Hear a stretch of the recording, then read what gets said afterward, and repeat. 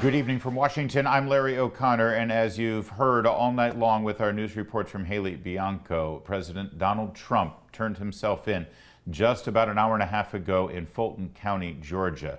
President Donald Trump has been officially arrested, and this time there is a mugshot expected. There will be a mugshot, as we have seen from the lawyers and other political advisors who have also been arrested by this out-of-control district attorney, criminalizing legal advice and political strategy for the first time in American history.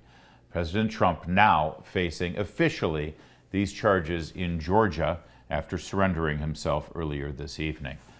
Now, President Trump, of course, was not at the debate last night in Milwaukee, Wisconsin.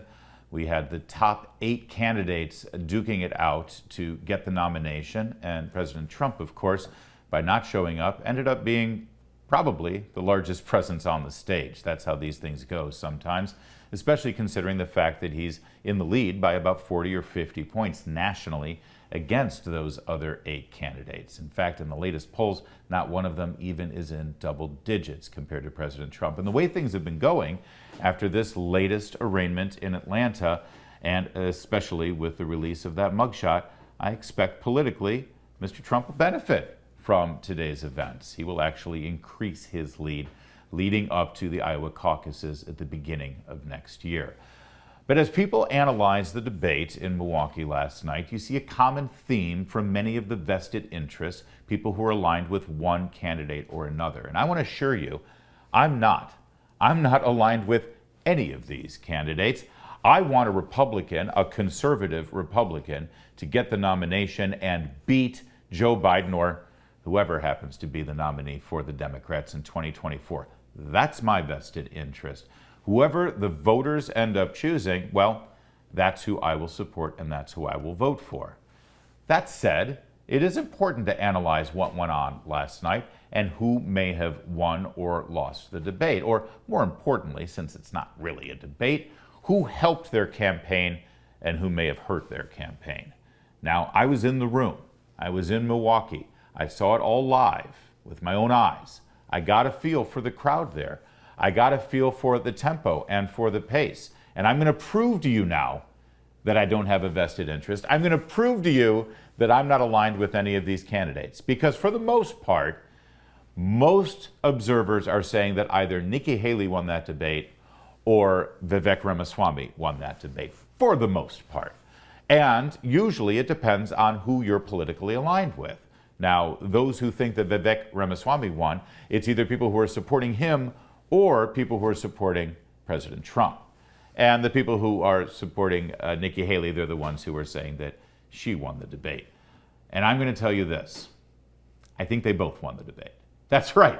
That's right. The 2 candidates who were fighting it out the most, the 2 candidates who were going at each other's throats, if the objective criteria that we're using is who helped their campaign to get to the next level, well, they both did. They both did. I think they both exceeded expectations. I don't think anybody expected Nikki Haley to come out with the kind of energy and verve that she did, and especially after she got past her pre-programmed, canned, consultant-tested responses in the first 30 minutes of the debate. When she actually relaxed and was natural and started, well, debating, I think she excelled, and she made some points. And she actually got some people's attention. I don't think it's enough for her to get the nomination, but she definitely advanced her campaign last night. Ditto for Vivek Ramaswamy.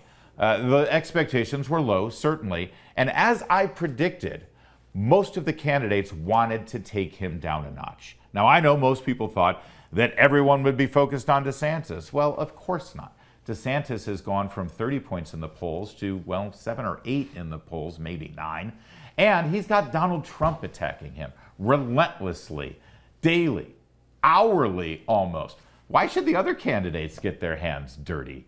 Trump's taking care of that. You focus on this guy, Vivek Ramaswamy, the guy who's come out of nowhere, gotten a lot of attention, and actually shot up in the polls to be, well, the second highest polling candidate on that stage last night. And boy, did they ever, from Chris Christie to Vice President Mike Pence to Nikki Haley and, yes, Governor Ron DeSantis, they all had their chance to verbally beat up on Vivek Ramaswamy. He took it, and they landed some punches. He took some abuse, and I think some of it actually made a dent, but he was always able to retort. He was always able to respond. He was always able to recover.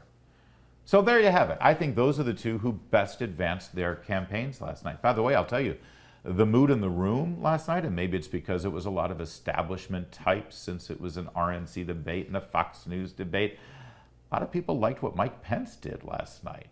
Now, again, I don't think he did enough to really advance his campaign, but in the room, there was a lot of buzz about the former vice president.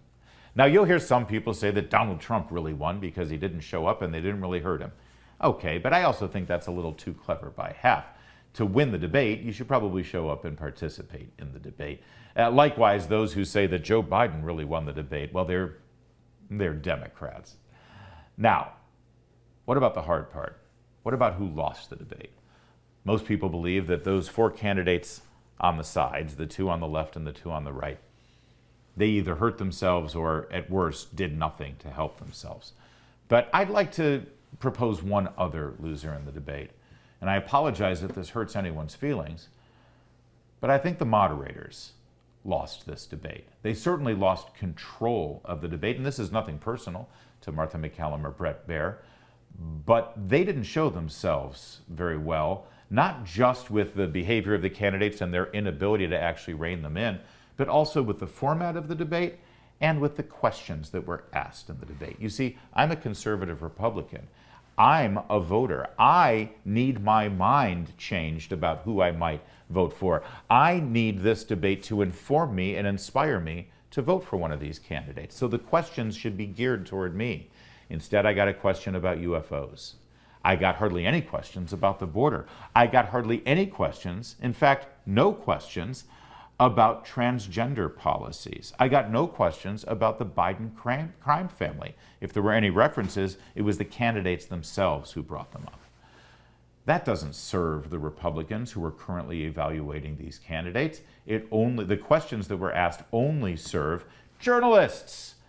It was to get a soundbite. It was to get something newsworthy. That's not what these debates should be about. Which brings me to my final conclusion. We need to stop anointing teleprompter readers as the moderators for these debates. What makes a TV news anchor automatically qualified to moderate a political debate? How on earth did we have political debates in this country before the invention of the nightly news? We did. We were able to do it. In fact, we used to have debates without any moderators at all. Now, that might be unreasonable or unlikely in this modern age, but I've got an idea. Instead of journalists asking the questions, how about voters? How about business owners, small business owners? How about doctors? How about teachers? How about parents? How about we, the people?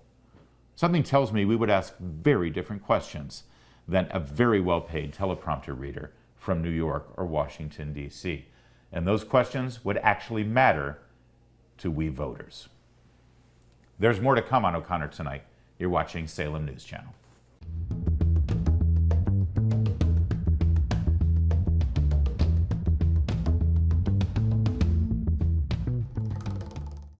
I don't know about you, but I was excited last night to see a very real and passionate and relatively substantive exchange of ideas about America's role in the war between Russia and Ukraine. Now, we've tried to talk about it here on the program, and I want to reiterate, Russia's the bad guy in this. Ukraine is the victim. I want them to win, but I also don't see how we're headed toward a resolution of this conflict. And it's weird to me that no one in power here in Washington, D.C. will even entertain the idea of any kind of negotiations. If you suggest maybe we should begin negotiations for peace, you're called a Putin sympathizer or something. And that doesn't make sense to me, but I'm not running for president.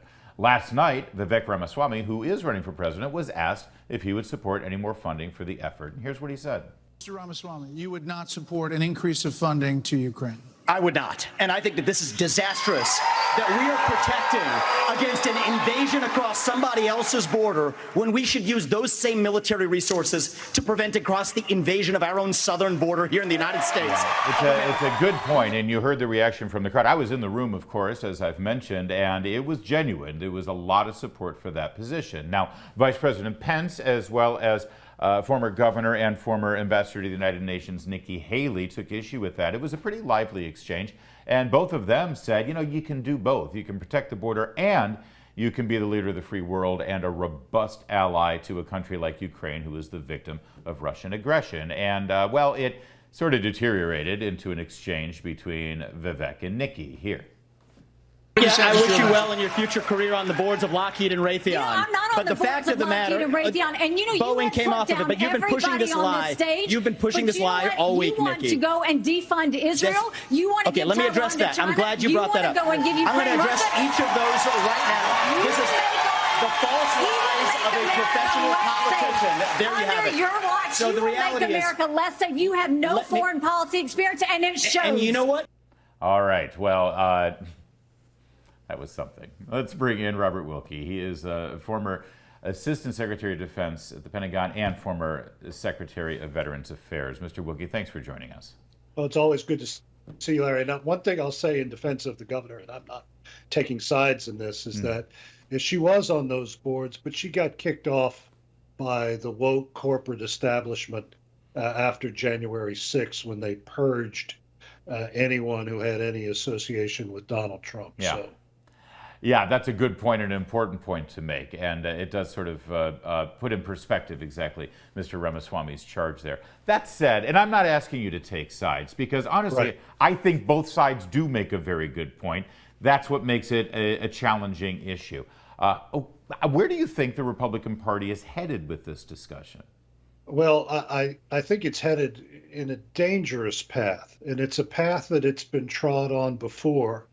That led to numerous defeats before Dwight Eisenhower became president, and that is retreat behind our oceans and such a limited view of the dangers in the world. In the sense that, Larry, that there's a three-legged stool out there: China, Iran, and Russia. They are self-supporting. Their combined desire is to destroy the liberal world order as it has existed since the surrender of Japan. I can vision, and I've done this in war games, that if China were to go after Taiwan, their clients in Moscow and Tehran would make trouble for the United States and Europe and the Middle East, because unlike China, our interests are global. Our forces are spread out throughout the world. So I see killing Russians as hurting China, and helping to preserve this world order that we enjoy. I'll tell you this, to Vice President Pence's credit, he made an argument last night that I have not heard at all. And again, one of my biggest arguments here is that we're not even allowed to discuss or debate this issue, right? You're either for us or against us. You're with us or you're our enemy. He made an important, compelling argument, which is, listen, Ukraine is not a member of NATO, which means our troops are not automatically committed to this Absolutely. fight. And so if we can fund them and help them fight Russia, that prevents the next country, because the next country that gets invaded is a NATO country, and that will commit our troops. Now, that's a good argument, I think, but does it stand? Does it hold? Is it given how this fight is going, is that because it sounds like we just got to keep throwing money after money after money? Well, you're going to throw money until both sides are exhausted. And one thing that I've said when people have castigated President Trump for saying he would end it, I can envision, having worked for him, what he's going to say. The phone call will go to Moscow, and the demand will be, you either stop or we're going to give them absolutely everything they need to defeat you, to destroy you. But back to Mike Pence's point, it's been fundamental in American foreign policy, really the forerunner of containment, that under President Truman and his successors, we give aid to anyone resisting outside aggression or an armed minority, usually communist, within its country, so that, as you just pointed out, American troops don't have to be on the ground. The problem that I see is one you have laid out, and that the next country on the other side is Poland. The next country on the other side from St. Petersburg is Finland. Now, Putin is so weak, it would be suicide to take on either one of those countries. But there's always that possibility. Yeah. Let me also ask you about, I think, very real concerns about the government in Ukraine, corruption in Ukraine, their obvious relationship with our president, and the fact that his family, through potentially criminal activities, could be compromised with that government, and the fact that when an audit is called, when any kind of reconciliation of funds to make sure that the money isn't going to criminal enterprises in Ukraine, which there are many, or to waste, that you're shot down for that.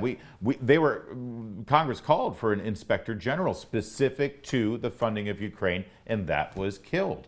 It's almost like you're not allowed to make sure that the money is being spent wisely, and most Americans are very suspicious of that, Mr. Wilkie. Well, and it should be. Look, we have to account for our dollars. What I have seen is that the Ukrainians are using everything that we give them to fight Russians. And in terms of allying ourselves with imperfect political entities, all I have to point is that we were allied with the second greatest mass murderer in human history, only rivaled by Mao Zedong, and that's Joseph Stalin and his fight with Adolf Hitler. And we had people in Washington who ignored for many years after that war what Stalin was actually up to. So I'm not worried about that. The American interest is to weaken Russia, Iran, and China. Yeah. And finally, the morning of this debate, when this became such a hotly contested issue, we saw the, how shall I put it, the tragic plane crash that coincidentally happened to have Mr. Prigozhin, the leader of the Wagner Group that just attempted a military coup a couple of months ago, and many of his top aides. It was really a fluke, that accident, Mr. Wilkie. Well, really, what are the odds? Well, the odds, actually, it's a change in heart for Putin. Usually these guys are feeding pigeons on the ledge of a 10-story hospital window and they suddenly fall out. But anyone who believes that Putin is anything other than the most accomplished killer on the planet is in cloud cuckoo land, as the Germans would say. Finally, I want to say, just in our final minute here, I was concerned and frankly disappointed that there was no question or discussion of our veterans last night. I know that you're the former Secretary of Veterans Affairs, and I know that you have a great deep affection for those who served. I would think that that would be right in the wheelhouse of Republican candidates wanting to be president. What do you think happened there? It should be, because Biden left VA in tatters, as you know. We had a great revival under President Trump. And what should have been the topic was that of the 8,000 people that President Trump had me fired for not serving veterans, this administration on Wednesday signed an agreement with the government union to bring almost 7,000 of those people back with back pay, wow, even those who put veterans in danger. And you hear silence from the Washington establishment and silence from the press. The Washington Post was very interested in veterans from January 20th, 2021 until January 20th of 2017 to January 20th of 2021. They haven't had any articles since that time. Not so much. Well, I'm glad we could shine a little bit of light on it here, sir. Thank you so much for joining us. I really appreciate your insight. Always good to see you, Larry. Former Secretary of the Veterans Affairs, Robert Wilkie. There's more to come on O'Connor tonight. Keep it here. It's Salem News Channel.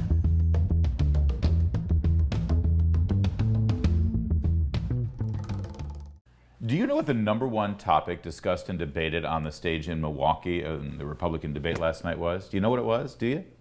Abortion. Abortion was the #1 topic debated on the stage of the Republican debate. Republicans almost universally, almost unanimously agree that abortion should be banned in this country, at the very least at the 15-week mark. Some people banned outright. I mean, the only discussion is where you ban it and how you ban it, at what point of gestation you ban it. But why was abortion even an issue brought up at a Republican debate, since it's something we pretty much all agree on?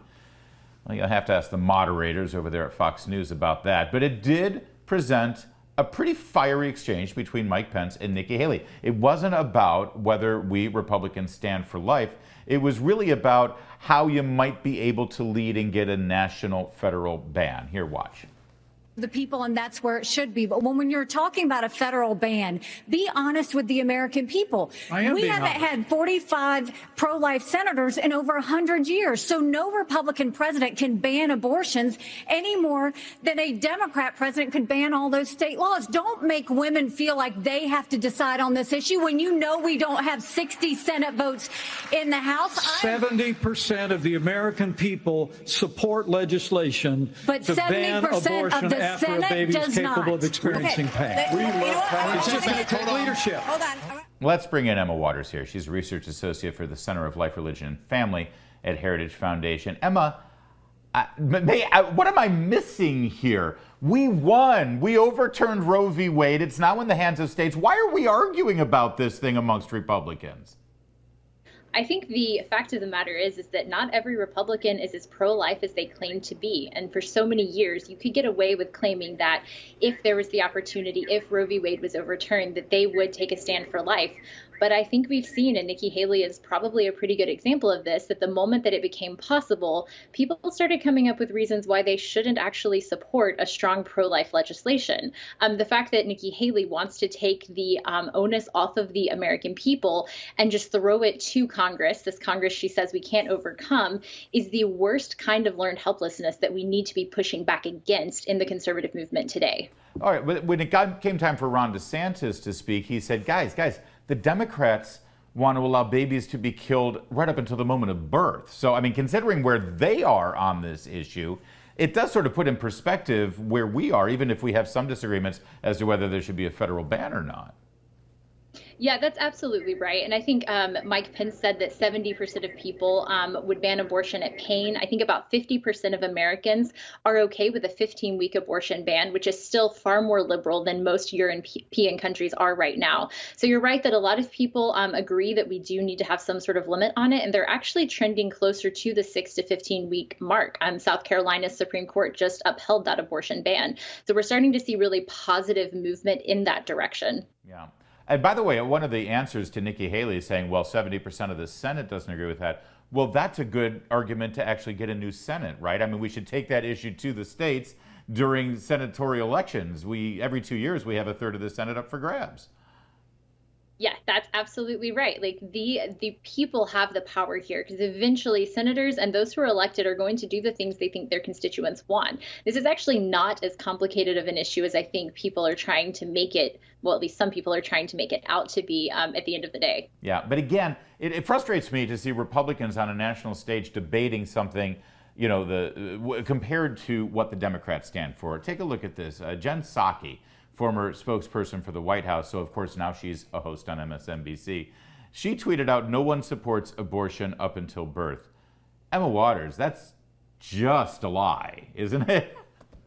It's an absolute lie, and this is where the beauty of Twitter really came to save the day. So since she's tweeted that, there have been a nonstop array of clips of Jen Psaki herself saying that she supports the Women's Health Protection Act. Yeah. And what's in fact, we've got one of them just so everybody can see from her own little red-headed mouth. Here we go.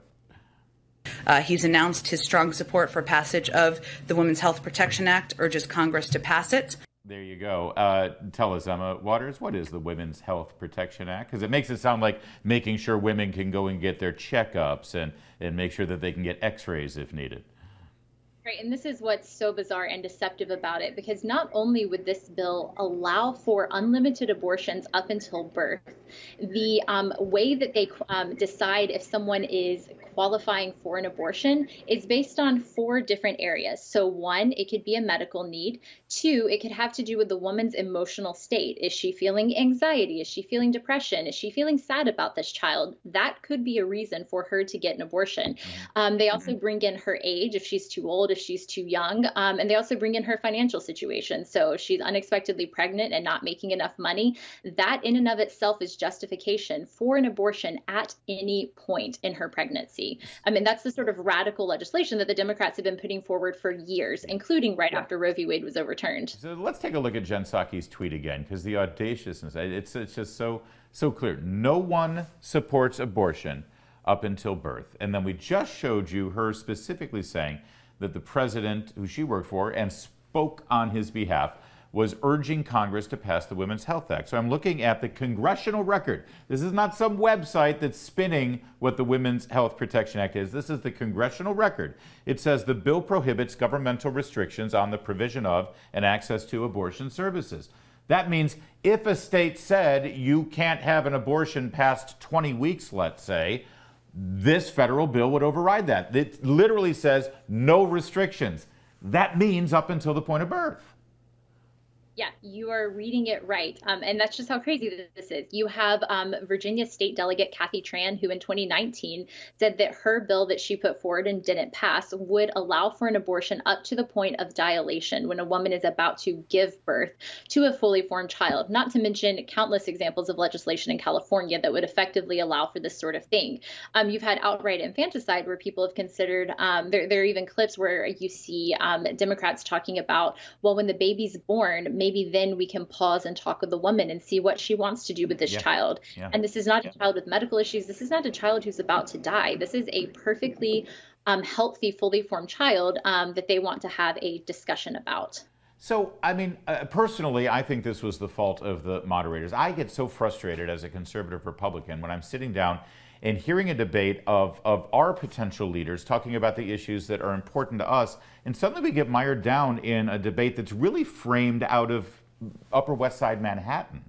Now, again, I agree with you that there are some issues here that need to be resolved within the Republican Party, and I think that state elections will resolve that. But is this really something that should be first and foremost, considering where the Democrats stand on this issue? You know, I think it is the elephant in the room that with Roe v. Wade overturned and the power of the Dobbs decision and all of the positive movement we are seeing on the states that they did have to address. Now, I do agree with you, though, that by making this one of the first questions, and if you saw the stats, we actually spent more time on abortion last night in the debate than we did any other topic.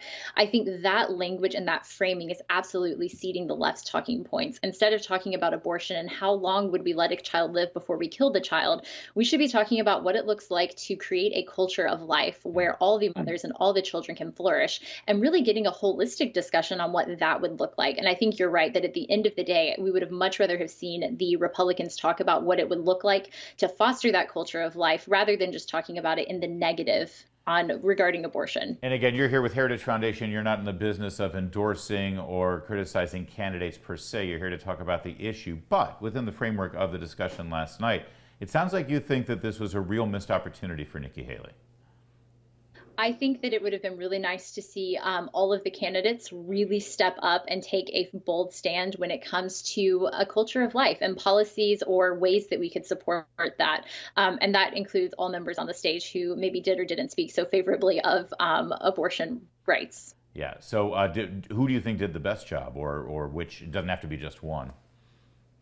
I think that I absolutely loved the fact that Vivek Ramaswamy managed to mention the importance of an intact married family, not once, not twice, but 4 different times when he talked about the root causes of crime. He talked about the root causes of a good education. He talked about national identity and national flourishing. And every single time he went back and said that it's the fact that my parents were married, that they had a healthy relationship, that I'm where I am today. And I think that's probably one of the most understated parts of the debate is just how family-centric he was in that discussion. And that's the sort of thing that we want to see from the Republican debates going forward. Emma Waters, thank you for our extensive post-debate coverage tonight. She is with Heritage Foundation. Thank you, Emma. There's more to come here on O'Connor Tonight. Keep it here. You're watching the Salem News Channel.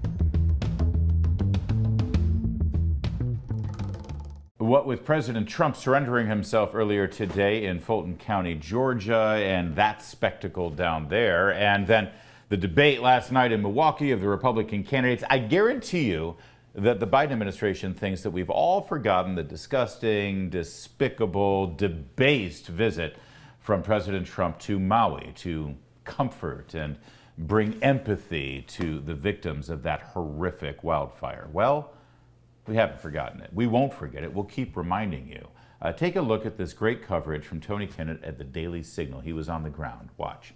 They got to Ukraine quicker than they got to their own state. It's the first that any of you guys heard from President Biden was after the rest of the mainland knew that the fires were going on, that there was this chaos, this tumult, this tremendous loss of life. What do you say when the President of the United States says no comment and then goes bicycling? What he's not doing, actually, for the citizens of this country, for the citizens of Maui and Lahaina, it's completely disrespectful. And now he's going to be coming here tomorrow, and all of a sudden it's going to clog up the roads.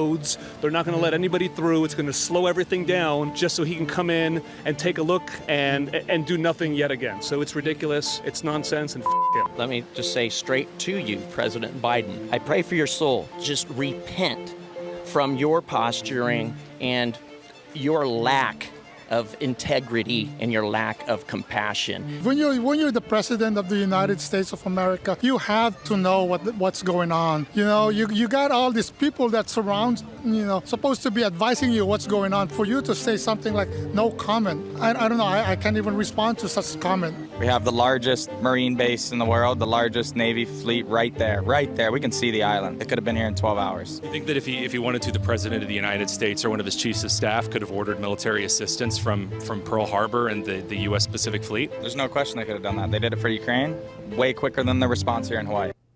Joining us now is Tony Kinnett. He's also the host of the Tony Kinnett Show at WIBC in Indianapolis, Indiana. Great work there, Tony. And by the way, all that frustration, all that anger, that was before he got on the ground there. It was really palpable. Thanks for doing that. Absolutely. And what we saw on the ground in Maui is the exact opposite of what's being reported at CNN, MSNBC, running around in circles talking about how wonderful Biden's visit was and how great job the federal government's doing. Unfortunately, that message doesn't seem to have gotten to the victims of the tragic wildfires that destroyed the town of Lahaina. In fact, people have described FEMA as being in the way, and that was before Biden showed up and insulted them all by comparing all of his troubles in a 20-minute house fire to the fire that has at this point probably killed hundreds of adults, probably somewhere between 700 and 1,200. Again, conflicting sources, and Lord knows how many children. Let's take a look at what you're talking about here. It was really the worst part of this entire visit. There's something about this president where he feels like to be empathetic, he needs to sort of outdo people's grief. It's like, oh, you had a fire. Let me tell you about my fire. This is gross. And here's what he had to say. I don't want to compare difficulties, but we have a little sense, Jill and I, what it's like to lose a home. Years ago, now 15 years ago, I was in Washington doing Meet the Press. It was a sunny Sunday, and lightning struck at home on a little lake that's outside of our home, not a lake, a big pond, and hit a wire and came up underneath our home into the heating ducts, the air conditioning duct. To make a long story short, I almost lost my wife, my 67 Corvette, and my cat. But all kidding aside. Tony, immediately, like moments after the president said that, as it was broadcast across the state, you shared with us one of your sources sent you this text. Take a look at it. Most despicable thing this president has ever said. How do you compare almost losing your effing Corvette to the children burned in their effing homes? That's visceral, Tony. Especially because the individual who sent me that text did lose everything and did almost lose his kids in that fire. Thankfully, they were with their mother at the time, who was able to get them out of the house. By the way, that individual has since been denied FEMA coverage because he has home insurance, and so FEMA doesn't work with people who have insurance. So good job, Biden's federal government there. And this is, again, the same kind of thing that we've come to expect on the routine from Biden. He just got off of insulting several Gold Star families with his botched withdrawal from Afghanistan. And as if that wasn't enough, now he needs to take a moment from his 2 vacations in a month to waltz over to Hawaii to let people know that he understands what it's like to go through a tragedy like this. After all, he almost lost his car and his cat. Yeah.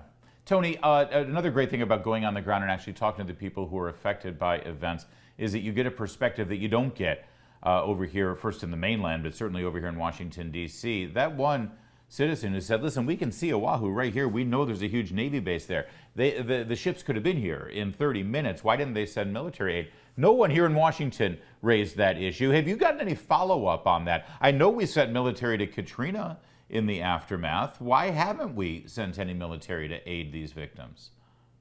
So after Pearl Harbor attack in 1945, the United States made sure there were at least 6 different seaborne watercraft on station at Pearl Harbor, and those could have been easily dispatched to aid the citizens of Maui and Lahaina.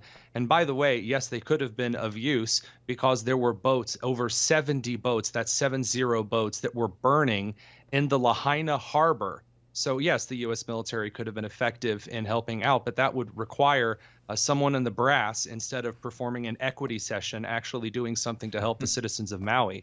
And it's very transparent to them as well, because we didn't find one person on the island who had a positive view of President Biden and his administration. And we looked everywhere. And even the most blue-haired of progressives were extremely pissed at him. This is a state that voted 64% for President Biden. So are you sure, Tony, we want to be fair and balanced here, did you just not seek out that 36% of the MAGA hat-wearing right-wing Hawaiians for your report? Well, as everyone knows, deep blue states are MAGA country. Just ask Jussie Smollett. But when it comes to the individuals there on the island, I did go looking. Tim Kennedy and I went everywhere that we could. I was sitting in the story that I told you, watching President Biden say those horrific comments live. I was sitting between a blue-collar old Union Democrat worker and a former teacher who was a leading member of the Hawaii NEA. So both very liberal. In fact, one of the blue members said that the Democrats had finally lost her support for those comments. Interesting. And of course, I'm not joking when I set this segment up. The White House doesn't want to talk about this anymore. They think it's done. They did what they had to do. They got their photo op. Are the people of Hawaii right now are forgotten in all of this? And that's one of the key things that you really need to look at. Celebrities like Jason Momoa and then governors like Josh Green, who got up in front of the tragedy and told everyone to cancel their vacation plans to Maui. Yeah. Maui has one source of income, and that's tourism. And so by saying that, even though they started walking those statements back, the real danger now post-fire for the citizens of Maui is starving, because business has been essentially cut off due to the preening and posturing of individuals who wanted to appear grandiose and gracious. Thank you so much for this report, Tony Kinnett. Great work there for the Daily Signal, and I presume you're doing great work on WIBC with the Tony Kinnett Show, but I haven't listened, I'll be honest. Tony Katz won't let me. You should talk to that guy. He's very protective. What are you going to do? Understood. Thank you, Tony. There's more to come on O'Connor tonight. You're watching Salem News Channel.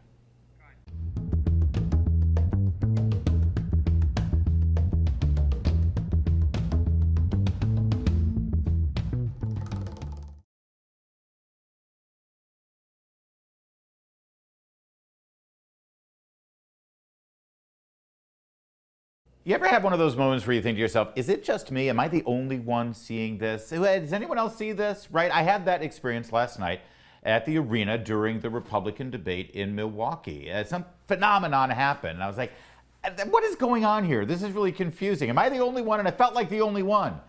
Until I read a column in The Spectator today by our friend Matthew Foldy, who was also there, and apparently I wasn't the only one, Matt Foldy. Thank you for joining us.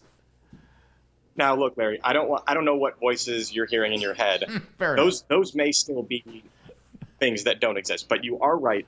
The debate itself, which was kicked off by an incredible performance by yourself at the YAF tent outside, the debate itself had a very, I would almost say, schizophrenic audience, it felt like. Multiple personalities. So there would be, yeah, let me lay it out real fast. The crowd, 6,000 strong, boisterously cheered a candidate, and within 30 seconds was loudly booing them like they were Satan. And by the way, they were cheering and booing opposite sides of the same issue at various times. This is the way I categorized it. And one thing that is important to note, what you and I are talking about really is only evident to the people who were in the debate stage. If you were watching it on TV. And that was why I wanted to give sort of the here's what you missed if you weren't inside the arena kind of perspective. So if you were there, you would actually at times not be able to even hear the presidential candidates speak. When Nikki Haley was kind of taking it to Vivek Ramaswamy on foreign policy, I, and perhaps you as well, literally could not hear a word he said. And that was when I realized, okay, maybe there's something kind of going on here. And to give kind of viewers one other inside the room point, right before the debate start, a drone zoomed towards the stage. Yeah. And I, for one, was freaking out. There was no advance warning that this was to get a crowd shot. I thought, is there something kind of really bad? No, I thought it was the Chi-Coms. I thought we were all dead. I thought we were all dead, Matt. Yeah.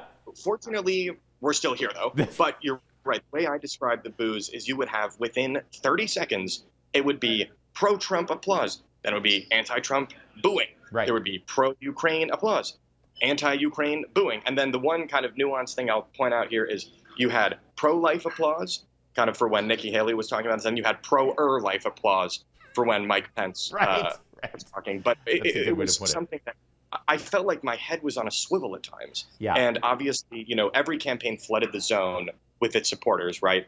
But I think, even just in my row, people were very confused. Are we supposed to be booing right now? Are we supposed to be clapping? It's such a great observation. I'm so glad you wrote this because, and if you were watching at home, you may have gotten the impression, for instance, I think it was most evident during the Ukraine exchange. Vivek Ramaswamy says, we shouldn't spend one more dollar over there. We should be protecting our own border. And there's a huge cheer. And then Mike Pence and Nikki Haley say, wait a minute, you don't know what you're talking about. We got to support our allies. And there's a huge cheer for that. And you may have thought at home that one side of the room was cheering Vivek and the other side was cheering Nikki and Pence. But no, it was the same people. The exact same people were cheering both sides. Yeah, it was very weird. I will say Vivek's people were probably the loudest throughout. After I wrote my piece, I wrote this on my phone as it was dying on the debate floor. I didn't think this would be kind of some profound thing, but I've done some more digging afterwards. And there were a ton of young people in the debate, in part because YAF brought a lot of young people. Yes. College Republicans brought a lot of young people. Turning Point brought a lot of young people. So the crowd was very raucous and rambunctious towards the beginning. I felt like it tapered off, in terms of kind of people wanted to get out of there. I will say this is a take probably no one will agree with. It was good that they banned alcohol in there. I think that crowd was already pre-gaming pretty extensively. And that crowd, while drunk, I think it would have been a horrible experience for people watching at home because it would have been more like a sports game than, presidential debate. Matt, we had alcohol where I was sitting, so next time you should just the hang out with me. If they weren't, he's like Larry, they were not able to, get the maybe I hope not Bud Light that was being offered there, but no, there was no Bud Light in that room. I assure you. It's just, running for president is a serious thing. I think you saw some of the candidates kind of really feed into this kind of audience reaction, though, right? Yeah. Christie, basically, the way I described it was, his attitude was, your boos mean nothing to me. I've seen what makes you cheer. He was welcoming them. He said at one point, boos are protected by the Constitution. And the audience, they know what to do. They booed him heavily. Asa Hutchinson was another one who was booed. One guy, though, who I noticed was never booed, Doug Burgum, right? He's coming there off an ankle or an ACL injury. Remember there was that one point they just applauded when they said his name. They were like, and Doug Burgum. Everyone's like, right. They were just thrilled he was there. Although he does need a little bit of plucking on the eyebrows, but I'm going to give him a pass on that. You're totally right to have seen that, though. Matt Foldy, thank you. I appreciate you validating my own observation that it was a very schizophrenic night. And at some point, our party does need to resolve which side of these issues we're on. Thank you, sir. We got to leave it there. That's it for tonight. We'll be back tomorrow, same time, same place. In the meantime, I'll see you on the radio.